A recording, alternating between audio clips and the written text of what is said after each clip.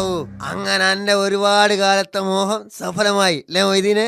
അതെ ഗഫൂറെ, ഈ വലിയ ഭൂമിയിൽ ഞമ്മക്ക് സ്വന്തമായിട്ട് 10 സെന്റ് മണ്ണ്. ഓർക്കുമ്പോ കുളിര് കോരാ. ആ വെറുതെ കുളിർ കോരിയ പോരാ, ചെലവുണ്ട്.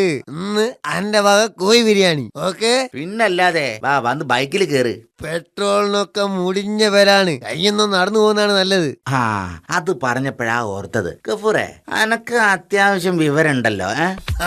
അത് നേരാണ്. ഈ ഒരു സംശയം തീർത്തായിരുന്നു. എന്തേ? നമ്മള് ഗവൺമെന്റ് എന്തിനാണ്ടോ പെട്രോളിന്റെയും ഡീസലിന്റെ ഒക്കെ വില അർദ്ധരാത്രി കൂട്ടണത്? അത് പൊതുജനത്തിന് കൊടുക്കണ ഇരുട്ടടിയല്ലേ, അതാവും നട്ടപ്പാതിരക്ക് കൂട്ടണത്. വന്ന് ബൈക്കിൽ കേറ്. ആ പെട്രോൾ അടിക്കണം, പമ്പിൽ കേറിയിട്ട് പോവാ.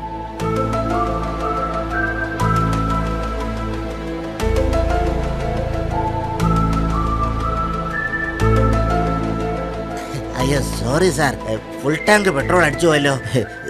സോറി. ഇനിയിപ്പോ എന്താ ചെയ്യാ? മൊയ്തീനെ, ആകെയുള്ള 10 സെന്റ് ഭൂമിയും പോയല്ലോ മൊയ്തീനെ.